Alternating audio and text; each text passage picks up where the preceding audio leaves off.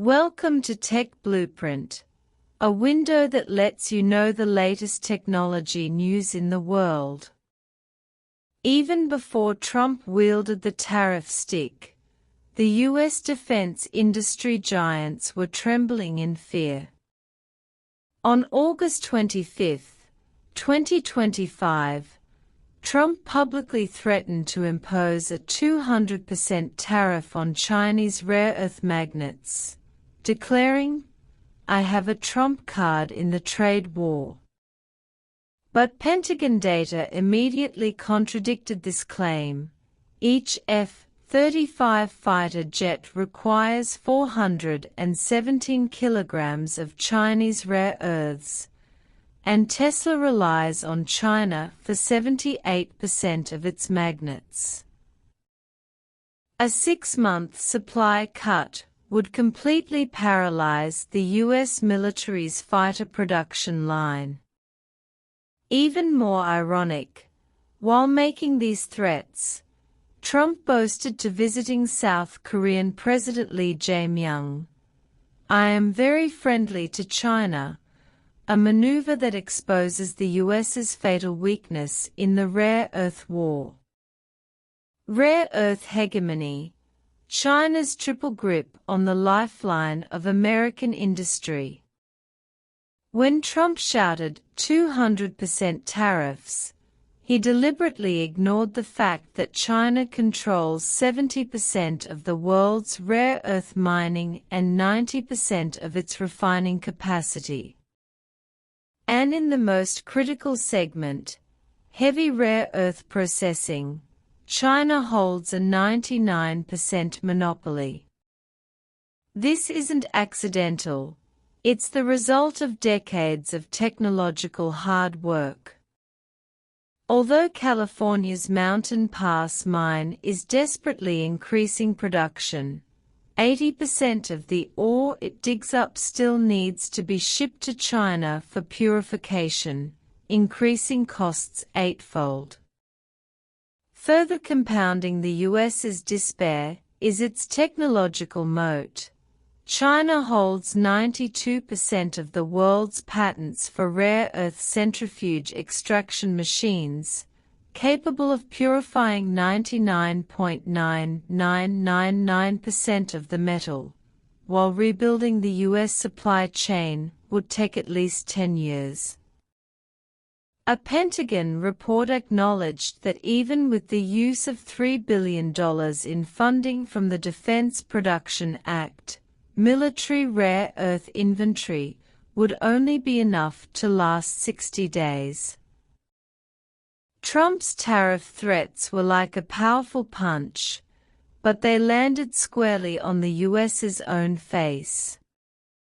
Lockheed Martin's F-35 production plummeted by 12 aircraft per month due to a terbium shortage, sending the cost of each unit soaring to $150 million. Tesla's Berlin factory was forced to transfer 200,000 vehicle orders back to Shanghai, increasing costs by $800 per vehicle. Even the Rare Earth Alliance, the U.S. orchestrated with 13 countries, has become a laughingstock. Ore mined from Australian mines ultimately still has to be sent to Baotou, China for processing. China's countermeasures: a precise strangulation beneath a low-key response. In response to Trump's rant, a Chinese Foreign Ministry spokesperson simply stated, "We have clarified our position many times." Behind these 9 words lies a concrete strategic plan. In July 2025, China's exports of rare earth magnets to the U.S. surged 75% month-over-month to 619 tons, a record monthly high.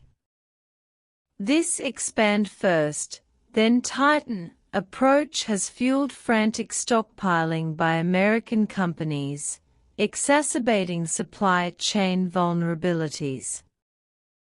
Meanwhile, China's export controls on 7 types of heavy rare earths, including samarium, gadolinium, and dysprosium, remain unchanged.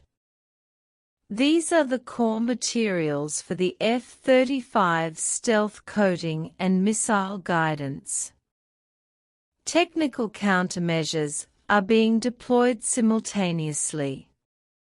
When the U.S. banned EDA software exports to China, China's Huadie Zhuqian accelerated its breakthrough, with its 14nm chip design tools now commercially available.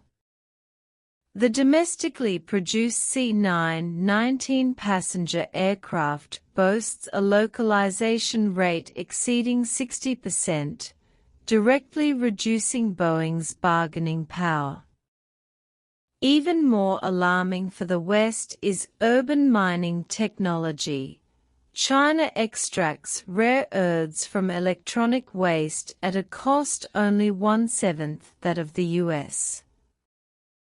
Before Trump's tariffs even began to fall, China had already escalated the rare earth war to a technologically superior level.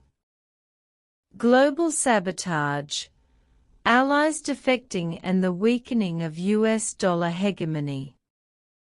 Tariff threats triggered a chain reaction, with the US burying its own leadership. Germany's Bosch Group bypassed the US and directly signed a long-term contract settled in RMB with Jiangxi Rare Earth Group. Brazil and Malaysia partnered with China to build a rare earth processing center, reducing Australia's Lynas Mining Company to a mere shipper for Chinese factories. Even India took the opportunity to strike back. After facing a 50% US tariff for reselling Rosneft, it announced that it would prioritize uranium supplies to China. The US dollar's hegemony collapsed simultaneously, with the proportion of Middle Eastern crude oil settled in RMB exceeding 28%, a record high. The military-industrial complex became the biggest loser. Raytheon bid a 210% premium for rare earths found in used cell phones, while Lockheed Martin engineers secretly dismantled old hard drives to extract magnets. Behind these absurd scenes lies a cold reality.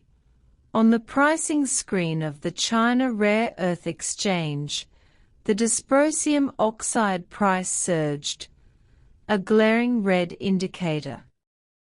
And White House policymakers finally realized that their tariff weapon was actually piercing the deck of their own aircraft carrier.